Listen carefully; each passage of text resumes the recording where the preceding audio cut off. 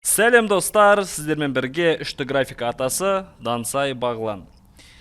Қазір біз Легоның үшті моделін жасайтын боламыз.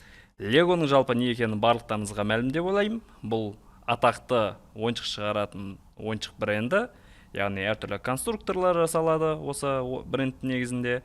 Тіпті фильмдер де шыққан. Мына жерден көрсек болады, әртүрлі кейіпкерлер бар. Мына жерде Брюс Уэйн деген кейіпкер, яғни Лего Бэтмен деген мультфильмді көрген болсаңыздар, көріңіздер, өте қызықты мультфильм. Мына жерден үзіндісін көрсетейін. Көрдіңіздер ме? Кәдімгі Легоның ойыншықтарынан қызықты фильм жасап шыққан. Және осы үшті графика бағдарламаларының негізінде жүзеге асты. Неге осындай мультфильмнің бір үзіндісін моделін өзім жасап көрмеске? Әшейін ойыншықтар арқылы осындай керемет сезімді бере білген. Енді осы ойыншықтың үшті моделін жасайтын боламыз. Сіздерге арнайы төменгі сілтемеде осындай файл берген, осы суретті міндетті түрде жүктеп аламыз. Бұл бізге Легоның үшті моделін жасауға арналған референс файл. Осы референс суреттің негізінде біз үшті модельді жасайтын боламыз. Енді үшті Max бағдарламасын ашайық. Үшті Max бағдарламасында бізге бірінші осы референстерді қою керек. Ол үшін жерден plane жасаймыз. Яғни жазықтық. Бұл жазықтықты 90 градусқа айналдыруымыз керек. 90 градусқа айналдыру үшін қараңыздар, сіздерде мына жерде Angle Snap Toggle деген қосу керек. Мен оны жылдам перне арқылы горячий клавишамен A кнопкасы арқылы қосамын және 90 градусқа айналдырамын.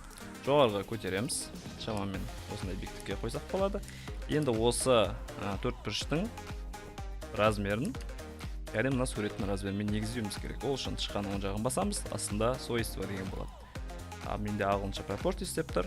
Ішінде деталиға кіреміз. Осының ішінде 1602-де 1026 деп тұр. Яғни modify-ға кірейік.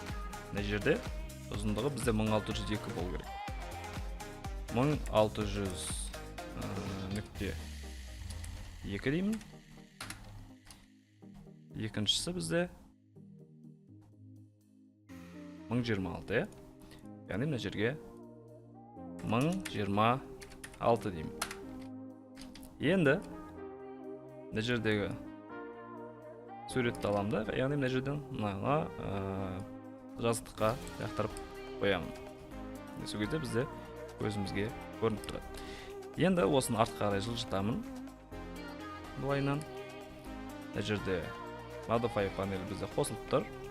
Енді мына жерден Edit Poly деген модификаторды қолданамын. Ары қарай ең астына түссек, бізде UV Map деген модификатор бар. UV Map деген модификатор бар, осыны басамыз. Ары қарай Edit Poly'ға кіреміз және мына жерде бізде Show and Result деген басылып тұру керек, яғни көк болып жанып тұру керек. Edge дегенді басамын, бұлай қарай қозғаймын. Көрдіңіздер ме? Жоғары жағын төмен түсірсек те болады. Аны бұлайынан келтірсек болады. Ары қарай осыны мына жерден иерархия панеліне кіреміз, Affect Pivot оңайдымыз, Center to Object дейміз. Мынаны ортаға қойсақ болады. Яғни мына жерде астын 0-ге қоюымыз керек. Мышқаның оң жағын стрелкаға бассаңыз 0-ге қойылады. Олды біз алдыңғы жағын жасап болдық. Экрандарды шығарамыз. Мына жерден F3-ті басқан кезде көрдіңіздер алдынан, яғни көріп тұрмыз. Енді жанын жасау керек. Ол үшін бұлайынан Y-ды әкелемін. Rotate'пен 90 градусқа айналдырамын. Ары қарай мына жерде бізде 0 болып тұр, дұрыс. Бұлай қарай тартамыз. Y бойынша да 0-ге қоюымыз керек. Енді мына жерден UV Map деген ішінде ашамыз. Мына жерде Gizmo'ны таңдаймыз. Ары қарай Gizmo'ны таңдаған кезде біз ол жерде көлемдерін келтіруге мүмкіндік аламыз.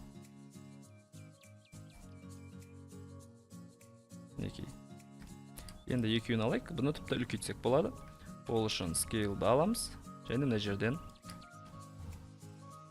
үстін басып тұрсақ мына жерде режимін ауыстырамыз үлкейтудің, яғни жеке-жеке біз үлкейтетін боламыз.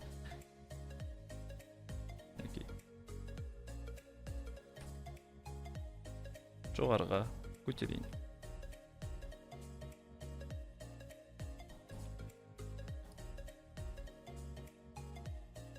Болды. Біз сахнамызды дайындап қойдық. Енді қараңыздар, біз қазір модельді осыған негіздеп қарап жасайтын боламыз. Алайда бұлар бізде алынбайтындай болу керек, яғни белгілеген кезде байқаусызда бітпей жылжып кетпеу керек.